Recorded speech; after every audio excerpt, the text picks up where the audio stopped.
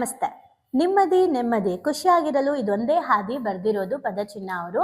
ಇವತ್ತಿಂದ ಹೊಸ ಚಾಪ್ಟರ್ನ ಓದ್ತಾ ಇದ್ದೀವಿ. ಚಾಪ್ಟರ್ನ ಹೆಸರು ಓದೆ ನೀ ಎಲ್ಲಿಗೆ, ವಿಳಾಸ ಯಾವುದು ಆಯ್ತು, ಇವಾಗ ಓದೆ ಎಲ್ಲಿಗೆ ಅಂತ. ಓಕೆ.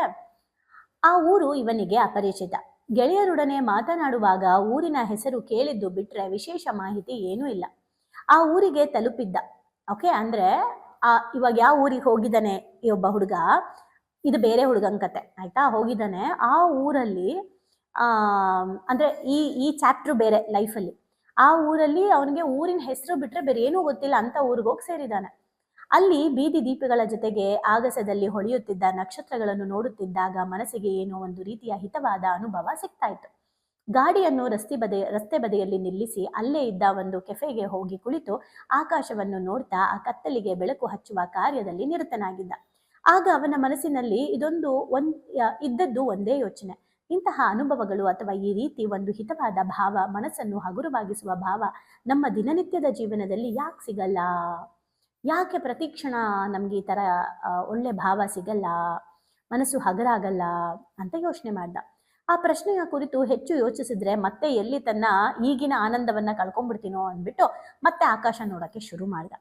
ಅದೇ ಹೊತ್ತಿಗೆ ಇನ್ನೊಬ್ಬ ಬೈಕ್ ತಂದು ಕೆಫೆಯ ಎದುರಲ್ಲಿ ನಿಲ್ಲಿಸಿ ಅವನು ಕೂಡ ಎಷ್ಟೋ ದೂರದಿಂದ ಬಂದಂತೆ ಕಾಣ್ತಾ ಇತ್ತು. ಈ ನಾಯಕ ಅವನನ್ನು ಮಾತನಾಡಿಸ್ದ. ಅವರಿಬ್ಬರ ನಡುವೆ ಎಲ್ಲಿಂದ ಬಂದಿದ್ದು, ಮುಂದೆ ಎಲ್ಲಿಗೆ ಅನ್ನೋ ಮಾತುಕತೆ ಸಹಜವಾಗಿ ಶುರುವಾಯಿತು. ಆ ಯುವಕನು ತನ್ನ ದಿನನಿತ್ಯದ ಜೀವನದ ಒಂದು ವಿರಾಮವನ್ನು ಪಡೆದು ಒಂದಿಷ್ಟು ಸಮಾಧಾನವನ್ನು ಹುಡುಕಿಕೊಂಡು ಹೊರಟಿದ್ದ. ಅವನು ಕೂಡ ಇವನ್ ತರಾನೇ ಒಂದು ಬ್ರೇಕ್ ಬೇಕು ಅಂತ ಹುಡ್ಕೊಂಡು ಹೋಗಿದ್ದ. ಏನಿಲ್ಲ ಬಾಸ್, ಆಫೀಸ್ನಲ್ಲಿ ನಮ್ಮ ಮ್ಯಾನೇಜರ್ದೆ ರಗಳೆ, ಅವ್ರು ಕೊಡೋ ಕಾಟ ತಡಿಯಕ್ಕಾಗ್ತಾ ಇಲ್ಲ. ನಾಳೆ ಆಫೀಸ್ ಕೂಡ ರಜೆ ಇದೆ, ಒಂದು ಬ್ರೇಕ್ ಬೇಕಿತ್ತು. ಯಾವುದೋ ಎಮರ್ಜೆನ್ಸಿ ಸಮಸ್ಯೆ ಇತ್ತು ಅಂತ 2 ವಾರದಿಂದ ಒಂದೂ ರಜೆ ಕೊಡಲಿಲ್ಲ. ಹಾಗಾಗಿ ಈಗ ಸಿಕ್ಕಿದ್ದೆ ಅವಕಾಶ ಅಂತ ಹೊರಟುಬಿಟ್ಟೆ. ಎಲ್ಲಿ ಹೋಗೋದು ಅಂತೇನೂ ಗೊತ್ತಿಲ್ಲ. ಯಾವುದಾದ್ರೂ ಒಂದು ಗುಡ್ಡ ಬೆಟ್ಟ ಹತ್ತಿ ಅಲ್ಲಿ ಸೂರ್ಯೋದಯ ನೋಡಿ ಮನಸ್ಸಿಗೆ ಸಮಾಧಾನ ಆಗೋವರೆಗೂ ಅಲ್ಲಿದ್ದು ಆಮೇಲೆ ವಾಪಸ್ ಬರೋಣ ಅನ್ಕೊಂಡಿದ್ದೀನಿ ಅಂತ ಹೇಳ್ದ. ಅವನ ಮಾತು ಕೇಳಿದ ನಮ್ಮ ನಾಯಕನಿಗೂ ಕೂಡ ಎಲ್ಲೋ ಎಲ್ಲ ಯುವಕರದ್ದು ಇದೇ ಕಥೆನಾ ಅನ್ಸಕ್ ಸ್ಟಾರ್ಟ್ ಆಗೋಯ್ತು. ಅವನ ಮಾತಿಗೆ ಸಮ್ಮತಿಯನ್ನು ಸೂಚಿಸುತ್ತಾ ಹೌದು, ನಾವು ಚಿಕ್ಕವರಾಗಿದ್ದಾಗ ಯಾವ ತಲೆಬಿಸೆ ಇರಲಿಲ್ಲ ಅಲ್ವಾ ಅಂತ ಕೇಳ್ದ. ಆ ದಿನಗಳೇ ಚೆನ್ನಾಗಿತ್ತು ಎಂದು ತನ್ನ ಬಾಲ್ಯದ ದಿನಗಳನ್ನು ನೆನಪಿಸ್ಕೊಂಡ. ಆಗ ಇನ್ನೊಬ್ಬ ಹುಡುಗ, ನನ್ನ ಅಜ್ಜಿ ಯಾವಾಗ್ಲೂ ಒಂದು ಕತೆ ಹೇಳ್ತಾ ಇದ್ರು ಬಾಸ್, ಆಗ ಅದೆಲ್ಲ ಏನೂ ಅರ್ಥ ಆಗ್ತಾ ಇರಲಿಲ್ಲ. ಈಗ ಅದರ ನಿಜವಾದ ಅರ್ಥ ಅರಿವಿಗೆ ಬರ್ತಾ ಇದೆ. ಹೊಟ್ಟೆ ತುಂಬ ಊಟ, ಕಣ್ ತುಂಬ ನಿದ್ರೆ, ಇಷ್ಟಿದ್ರೆ ಸಾಕಲ್ವಾ ಜೀವನಕ್ಕೆ ಅಂತ ನಮ್ಮ ಅಜ್ಜಿ ಯಾವಾಗ್ಲೂ ಹೇಳ್ತಾ ಇದ್ರು. ಸಹಜವಾಗಿ ಯೋಚನೆಗೆ ಬರೋದು ಇದೇ ವಿಷಯ ಆಗಿರುತ್ತೆ ಅಲ್ವಾ ಅಂತ ಅವನು ಮಾತುಕತೆ ಶುರುವಾಯಿತು. ನಾವೆಲ್ಲ ಪ್ರತಿದಿನ ದುಡಿತಾ ಇದ್ದೀವಿ, ಹಗಲು ರಾತ್ರಿ ಕಷ್ಟಪಡ್ತಾ ಇದ್ದೀವಿ, ಸುಸ್ತಾಗಿ ಮಲಗ್ತಾ ಇದ್ದೀವಿ, ಮರುದಿನ ಎದ್ದು ಮತ್ತೆ ದುಡಿಬೇಕಲ್ಲ ಅನ್ನೋ ಯೋಚನೆಯಲ್ಲಿ ನಮಗೆ ಅತ್ಯವಶ್ಯಕವಾದ ಆ ಒಂದು ನಿದ್ರೆ ಕೂಡ ಕಷ್ಟಪಟ್ಟು ಮಾಡ್ತಾ ಇದ್ದೀವಿ. ಊಟ ತಿಂಡಿ ವಿಷಯಕ್ಕೆ ಬಂದರೆ ನಮಗೆ ಹಸಿವಾಗ್ತಿದೆಯೋ ಅಥವಾ ಹೊಟ್ಟೆ ತುಂಬಿದೆಯೋ ಅಂತ ನಮಗೆ ಗೊತ್ತಿಲ್ಲ. ಅಷ್ಟು ಅಲಕ್ಷ್ಯ. ಯಾವುದೋ ಒಂದು ಚಿಂತೆಯಲ್ಲಿ ಎಲ್ಲವನ್ನೂ ಕಳ್ಕೊಂಡಿರ್ತೀವಿ. ಪ್ರೀತಿಸೋ ಜನರಿಂದ ದೂರ ಆಗ್ತೀವಿ. ಇವೆಲ್ಲವೂ ನಮಗೆ ಗೊತ್ತಿರುವ ವಿಚಾರಗಳೇ, ಆದರೆ ನಾವು ಯಾರು ಅದರ ಬಗ್ಗೆ ಗಮನ ಕೊಟ್ಟಿಲ್ಲ ಅಷ್ಟೆ.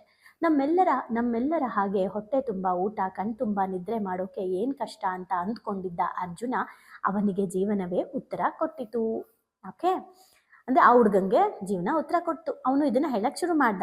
ಸೀದಾ ಸಾದಾ ಹುಡುಗ, ಯಾವ ಕೆಲಸ ಬೇಕಾದರೂ ಮಾಡುವ ಸಾಮರ್ಥ್ಯ ಇರುವವನು ಅರ್ಜುನ ಅನ್ನೋ ಒಂದು ಹುಡುಗ. ಓಕೆ, ಮತ್ತೆ ಮಹಾಭಾರತಕ್ಕೆ ಹೋಗ್ಬೇಡಿ. ಶಾಲೆಗೆ ಹೋಗುವ ವಯಸ್ಸಿಗೆ ಆತನ ಅಮ್ಮ, ಶಾಲೆಯ ಶಿಕ್ಷಕರು ಎಲ್ಲರೂ ಅವನನ್ನು ಶುದ್ಧ ಸೋಮಾರಿ ಎಂದು ಬೈತಾ ಇದ್ರು. ಆದರೆ ಅವನಿಗೆ ಅದ್ಯಾವುದು ಲೆಕ್ಕಕ್ಕಿರಲಿಲ್ಲ, ಮನಸ್ಸಿಗೂ ತಾಕ್ತಾ ಇರಲಿಲ್ಲ. ತನ್ನದೇ ಲೋಕದಲ್ಲಿ ತನ್ನ ಮನಸ್ಸಿಗೆ ಬಂದಂತೆ ಮಾಡ್ತಾ ಇದ್ದ. ಹೊಟ್ಟೆ ತುಂಬ ಊಟ ಸಿಕ್ತಿತ್ತು, ಕಣ್ ತುಂಬ ನಿದ್ರೆ ಬರ್ತಾ ಇತ್ತು. ಅವನ ಅಜ್ಜ ಅವನಿಗೆ ಯಾವಾಗಲೂ ಹೇಳ್ತಾ ಇದ್ರು, ಮನುಷ್ಯನಿಗೆ ಕಣ್ ತುಂಬ ನಿದ್ರೆ ಬೇಕು ಅಂದರೆ ಹೊಟ್ಟೆ ತುಂಬ ಊಟ ಬೇಕು ಅಂತ. ಊಟ ನಿದ್ರೆ ಇವೆರಡು ಸರಿಯಾಗಿ ಆದರೆ ಯಾವುದೇ ತೊಂದರೆ ಆಗಲ್ಲ ಅಂತ. ಅದನ್ನೇ ಕರೆಕ್ಟಾಗಿ ಪಾಲಿಸ್ತಾ ಇದ್ದ. ಆದರೆ ಕೊನೆಗೆ ಒಂದಿನ ಅವನು ಇಂಜಿನಿಯರಿಂಗ್ ಕೊನೆ ಸೆಮಿಸ್ಟರ್ಗೆ ಬಂದ್ಬಿಟ್ಟ. ಅಲ್ಲಿವರೆಗೂ ಅವನು ಅದನ್ನೇ ಫಾಲೋ ಮಾಡ್ತಿದ್ದ. ಏನಾಯಿತು ಕೊನೆ ಸೆಮಿಸ್ಟರ್ನಲ್ಲಿ?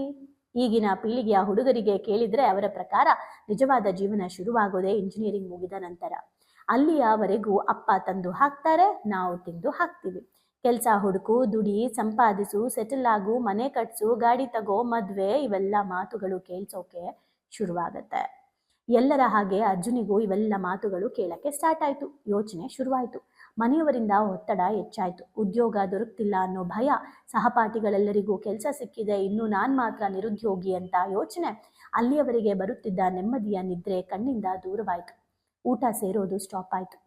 ಅಲ್ಲಿವರೆಗೂ ಅರ್ಜುನನಿಗೆ ಊಟ ನಿದ್ದೆ 2 ಇಂಪಾರ್ಟೆಂಟ್ ಅಂತ ಫಾಲೋ ಮಾಡ್ಕೊಂಡು ಬಂದಿದ್ನಲ್ಲ, ಅವಾಗೆಲ್ಲ ಬರೀ ಊಟ ತಿಂಡಿ ಇಂಪಾರ್ಟೆಂಟ್ ಅಷ್ಟೇ ಅಂತ ಬರೀ ಅದು ಒಂದನ್ನೇ ಅಜ್ಜಿ ಏನು ಹೇಳಿದ್ದು, ನೀವೇನೇ ಮಾಡಿದ್ರು ಫೈನಲಿ ಹೊಟ್ಟೆ ತುಂಬ ಊಟ ನಿದ್ರೆ ಬರಬೇಕಲ್ವಾ ಅಂತ ಹೇಳಿರ್ತಾರೆ. ಅಂದರೆ ಇವೆರಡೂ ಇಂಪಾರ್ಟೆಂಟು ಲೈಫಲ್ಲಿ ಅಂತ ಹೇಳಿರ್ತಾರೆ. ಆ ದೃಷ್ಟಿಯಲ್ಲಿ ಹೇಳಿರ್ಬೋದು, ಅಥವಾ ಅಜ್ಜಿಗೆ ಗೊತ್ತಿದ್ರೆ ಆಯ್ತಾ, ಇಲ್ಲ ಅಂದರೆ ಇದೇ ಕರೆಕ್ಟ್ ಅಂತ ಹೇಳಿರ್ಬೋದು, ಯಾರಿಗೆ ಗೊತ್ತು. ಈ ಹುಡುಗ ಚಿಕ್ಕದ್ರಿಂದ ಅದನ್ನ ಇಟ್ಕೊಂಡು ಬಂದ್ಬಿಟ್ಟು ಏನು ಫಾಲೋ ಮಾಡ್ಕೊಂಡು ಬಂದ, ಊಟ ತಿಂಡಿ ನಿದ್ರೆ, ಊಟ ತಿಂಡಿ ನಿದ್ರೆ ಅಂತ. ಇಂಜಿನಿಯರಿಂಗ್ ಮುಗಿದ್ಮೇಲೆ ಗೊತ್ತಾಯ್ತು ಊಟನೂ ಇಲ್ಲ ನಿದ್ರೆನೂ ಇಲ್ಲ, ಜವಾಬ್ದಾರಿಗಳು ಜಾಸ್ತಿ ಆಯಿತು, ಮನೇಲಿ ಅವಮಾನಗಳು ಜಾಸ್ತಿ ಆಯಿತು, ಕ್ವೆಶನ್ಸ್ ಜಾಸ್ತಿ ಆಯಿತು, ಭಯ ಜಾಸ್ತಿ ಆಯಿತು. ಸೊ ನಿದ್ರೆ ಊಟ ಏನೂ ಸೇರ್ತಾ ಇಲ್ಲ. ಆಗ ಅಜ್ಜ ಹೇಳಿದ ಮಾತುಗಳು ಎಷ್ಟೇ ನೆನಪಿಸ್ಕೊಂಡ್ರು ಅದು ವರ್ಕ್ ಆಗ್ತಾ ಇಲ್ಲ. ಸುಮಾರು 1.5 ವರ್ಷ ಕಳೀತು, ಯಾವುದೇ ಉದ್ಯೋಗ ಸಿಗ್ತಾ ಇಲ್ಲ. ಮನೆಯವರಿಗೆ ಹೊರೆಯಾಗಬಾರ್ದು ಅಂದ್ಕೊಂಡು ರಾತ್ರೋರಾತ್ರಿ ಮನೆ ಬಿಟ್ಟು ಬಂದ್ಬಿಟ್ಟ. ಗೆಳೆಯನೊಟ್ಟಿಗೆ ಒಂದು ರೂಮ್ ಮಾಡಿ ಅಲ್ಲಿಯೇ ವಾಸವಾಗಿದ್ದ. ಉದ್ಯೋಗ ಹುಡುಕುವ ಪ್ರಯತ್ನ ಮಾತ್ರ ಬಿಡಲಿಲ್ಲ, ಆದರೆ ಉದ್ಯೋಗ ಸಿಗ್ತಾ ಇರಲಿಲ್ಲ. ಚಿಕ್ಕ ವಯಸ್ಸಲ್ಲಿ ತನ್ನ ಅಜ್ಜ ಮನುಷ್ಯನಿಗೆ ಹೊಟ್ಟೆ ತುಂಬ ಊಟ ಕಣ್ತುಂಬ ನಿದ್ರೆ ಮುಖ್ಯವಾಗಿ ಬೇಕು ಅಂದಾಗ, ಅಷ್ಟೇನಾ ಅದರಲ್ಲಿ ಏನು ಕಷ್ಟ, ಆರಾಮಾಗಿ ಸಿಗತ್ತೆ, ಅದಕ್ಕೆ ಯಾಕೆ ಜನ ಇಷ್ಟೊಂದು ಒದ್ದಾಡ್ತಾರೆ ಅಂತ ಅನ್ನಿಸ್ತಾ ಇತ್ತು. ಆದರೆ ಈಗ ಅವನಿಗೆ ಆ ಮಾತಿನ ತೂಕ ಅರಿವಾಯಿತು. ನೋಡಿದ್ರಾ, ಊಟ ಸೇರದಿದ್ದಾಗ, ನಿದ್ರೆ ಬಾರದಿದ್ದಾಗ ನೆಮ್ಮದಿಯನ್ನು ಬಯಸಿದ ಅರ್ಜುನ ತನ್ನ ಗೆಳೆಯ ರೂಮ್ಮೇಟ್ ಆದ ವಿಶ್ವನ ಬಳಿ ತನ್ನ ದುಃಖವನ್ನ ಹೇಳ್ಕೊಂಡ. ಆ ದುಃಖ ಏನು, ಅವನಿಗೇನು ಅರಿವಾಯಿತು. ಹಿಂಗೆ ನಾವು ಅಲ್ವಾ ಚಿಕ್ಕದ್ರಿಂದ ರಾಂಗ್ ಬ್ಲೂ ಪ್ರಿಂಟ್ನ ಹಾಕೊಂಡ್ಬಂದ್ಬಿಟ್ಟಿರ್ತೀವಿ. ಊಟ ನಿದ್ರೆ ಇಂಪಾರ್ಟೆಂಟ್ ಅಂತ ಅವ್ರು ಏನಕ್ಕೆ ಹೇಳಿರೋದು, ಊಟ ಬೇಕು ಅಂದರೆ ದುಡಿಬೇಕು, ನಿದ್ರೆ ಬೇಕು ಅಂದರೆ ಶ್ರಮ ಹಾಕಬೇಕು. ಅಂದರೆ ಶ್ರಮ ಹಾಕಿದಾಗ ನಿದ್ರೆ ಚೆನ್ನಾಗಿ ಬರುತ್ತೆ. ನೀನು ಯಾವಾಗಲೂ ನಿದ್ರೆ ಮಾಡ್ತೀರಾ, ನಿದ್ದೆ ಆಗಲ್ಲ. ಅಂದರೆ ನೀವು ನೋಡಿ, ನೀವು ಒಂದು ಶ್ರಮ ಹಾಕಿರ್ತೀರಾ, ಫಿಸಿಕಲಿ ವರ್ಕ್ ಮಾಡ್ತೀರಾ, ನಿದ್ರೆ ಬರುತ್ತೆ ಅಲ್ವಾ. ಅಂದರೆ ಶ್ರಮ ಹಾಕಿ ನಿದ್ರೆ ಬರುತ್ತೆ ಅಂತ. ಊಟಕ್ಕೂ ನೀನು ಶ್ರಮ ಹಾಕಬೇಕು, ನಿದ್ರೆ ಚೆನ್ನಾಗಿ ಬರಬೇಕು ಅಂದ್ರೆ ನೀನು ಶ್ರಮ ಪಟ್ಟಿರಬೇಕು. ಅವಾಗ ಹೇಳ್ತಾರೆ ಗೊತ್ತಾ, ತಲೆಗೆ ಒಂದು ದಿಂಬು ಇಟ್ಬಿಟ್ರೆ ಎಷ್ಟು ನಿದ್ದೆ ಬರುತ್ತೆ ಗೊತ್ತಾ ಅಂತ ಕೆಲವು ರೈತರುಗಳು ಹೇಳ್ತಿರ್ತಾರೆ. ಸೊ ಈಗ ನಮಗೇನೆ ಎಷ್ಟು ಒಂದಿನ ತುಂಬ ಫಿಸಿಕಲ್ ವರ್ಕ್ ಮಾಡಿಬಿಡ್ತೀರಾ ಅಂದ್ಕೊಳ್ಳಿ, ಎಲ್ಲ ಕೆಲಸ ಮುಗಿದ್ಮೇಲೆ ರಾತ್ರಿ ನಿದ್ದೆ ಬರ್ತಿಲ್ಲ, ನಿದ್ರೆ ಬರ್ತಾ ಇಲ್ಲ ಅಂತ ಅನ್ನೋರು ಚೆನ್ನಾಗಿ ಕೆಲಸ ಮಾಡಿಬಿಡಿ ಬೆಳಗ್ಗಿಂದ ರಾತ್ರಿ ತನಕ, ಅಪ್ಪ ಯಾವಾಗ ನಿದ್ದೆ ಮಾಡ್ತೀವೋ ಅಂತ ಅನ್ಸುತ್ತೆ ಅಲ್ವಾ. ಎಷ್ಟು ದಿನ ಆಗಿತ್ತು ಈ ಥರ ನಿದ್ದೆ ಮಾಡಿ, ಸುಸ್ತಾಗಿದ್ದೆ ನಿದ್ದೆ ಮಾಡಿದೆ ಅಂತೀವಿ. ಅಂದರೆ ಅದರ ಅರ್ಥ ಏನು, ಊಟ ಮತ್ತು ನಿದ್ರೆಗೆ ಶ್ರಮ ಪಡಬೇಕು ಅನ್ನೋದು. ಆದರೆ ಆ ತಾತ ಅಜ್ಜಿ ಹೇಳ್ಬೇಕಾದ್ರೆ ಮೇ ಬಿ ಶ್ರಮ ಪಡಬೇಕು ಅನ್ನೋದು ಅರ್ಥ ಹೇಳಿಲ್ಲ. ಊಟ ನಿದ್ದೆ 2 ಇಂಪಾರ್ಟೆಂಟ್ ಅಂದಿದ್ದಾರೆ, ಇವನು ಅದನ್ನೇ ಫಾಲೋ ಮಾಡ್ಕೊಂಡು ಬಂದಿದ್ದಾನೆ. ಯಾವಾಗ ಕಷ್ಟ, ಜವಾಬ್ದಾರಿ, ಅವಮಾನ ಸ್ಟಾರ್ಟ್ ಆಯಿತು, ಆವಾಗ ಅವನಿಗೆ ಗೊತ್ತಾಯಿತು, ಓ ಊಟ ನಿದ್ರೆ ಅಂದರೆ ಇದಾ, ಊಟ ನಿದ್ರೆ ಮಾಡೋದಕ್ಕೇನೆ ನಾನು ಶ್ರಮ ಪಡಬೇಕಾಗಿರೋದು, ನಾನು ದುಡಿಬೇಕಾಗಿರೋದು ಅಂತ ಅವನಿಗೆ ಅರ್ಥ ಆಯಿತು. ಅವೆರಡಕ್ಕೋಸ್ಕರ ಫಸ್ಟ್ ನಾನು ದುಡಿಬೇಕು ಅಂತ. ಆಗ ಅವನಿಗೆ ಆಗಿರೋ ಅರಿವನ್ನು ಅವನು ಫ್ರೆಂಡ್ ಹತ್ರ ಹೇಳ್ಕೊಂಡು ಬಂದ. ಆ ಅರಿವೇನು ಅನ್ನೋದನ್ನು ನಾವು ನಾಳೆ ನೋಡೋಣ. ಬಟ್ ಇವತ್ತು ನೀವೇನು ತಿಳ್ಕೊಂಡ್ರಿ, ಏನು ಅಂದ್ಕೊಂಡಿದ್ವಿ, ಹೊಟ್ಟೆ ತುಂಬ ಊಟ ಕಣ್ ತುಂಬ ನಿದ್ರೆ ಅಂತ ಅಂತೀವಲ್ಲ, ಅದ್ರ ಹಿಂದೆ ಕೂಡ ಇರೋ ದೃಷ್ಟಿಕೋನ ಇವತ್ತು ನಮಗೆ ಅರ್ಥ ಆಗಿದೆ ಅಲ್ಲ. ಹಾಗಾಗಿ ನೀವು ಹೊಟ್ಟೆ ತುಂಬ ಊಟ ಮಾಡಬೇಕು ಅಂದರೆ ಕೈ ತುಂಬ ಕೆಲಸ ಮಾಡಬೇಕು, ಹಾಗೆ ಕಣ್ ತುಂಬ ನಿದ್ರೆ ಮಾಡಬೇಕು ಅಂದರೆ ನಮ್ಮ ಕೆಲಸವನ್ನು ಪ್ರಾಮಾಣಿಕವಾಗಿ ನಾವು ಶ್ರಮವಹಿಸಿ ಮಾಡಬೇಕು. ಆಗ ದೇಹಕ್ಕೂ ದಣಿವಾಗುತ್ತೆ, ನಿದ್ದೆ ಬರುತ್ತೆ. ಕೆಲಸ ಮಾಡ್ತೀವಿ, ಹಣ ಬರುತ್ತೆ, ಊಟ ಮಾಡ್ತೀವಿ. ಸೊ ಇವೆಲ್ಲವೂ ಕೂಡ ಎಷ್ಟು ವ್ಯೂ ಪಾಯಿಂಟ್ಸ್ ಅರ್ಥ ಮಾಡಿಸುತ್ತೆ. ಹಾಗಾಗಿ ನೀವು ಯಾವಾಗ ಊಟಕ್ಕೆ ನಿದ್ದೆಗೆ ನಾನು ದುಡಿಯೋಕ್ಕೆ ಸ್ಟಾರ್ಟ್ ಮಾಡ್ತೀನಿ ಅಂತೀರಾ, ಆಗ ನಿಮಗೆ ದುಡಿಮೆ ಕೂಡ ಓಪನ್ ಆಗುತ್ತೆ. ಯಾವುದಾದ್ರೂ ಒಂದು ದುಡಿಮೆ ನಿಮಗೆ ಅರ್ಥ ಆಗುತ್ತೆ, ಶುರು ಮಾಡ್ತೀರಾ, ಬೆಳಿತೀರಾ, ಖಂಡಿತ ಬೆಳಿತೀರಾ. ನಿಮ್ಮ ಮನಸ್ಸಲ್ಲಿ ಸ್ಪಷ್ಟತೆ ಹೆಚ್ಚಾಗ್ತಾ ಹೋದಂಗೆ ನಿಮ್ಮ ಲೈಫಲ್ಲಿ ಎಲ್ಲ ಕ್ಷೇತ್ರಗಳಲ್ಲೂ ಕೂಡ ಕ್ಲಾರಿಟಿ ಸಿಗ್ತಾ ಹೋಗುತ್ತೆ, ಬೆಳವಣಿಗೆ ಆಗ್ತಾ ಹೋಗುತ್ತೆ. ಸೊ ಇಷ್ಟು ಹೇಳ್ತಾ ಏನರ್ಥ ಆಯಿತು ಅಂತ ಕಮೆಂಟ್ ಮಾಡಿ. ನಾಳೆ ಇವರು ಫ್ರೆಂಡ್ ಹತ್ರ ಏನು ಹೇಳ್ದ ಅಂತ ಹೇಳ್ತೀನಿ. Thank you.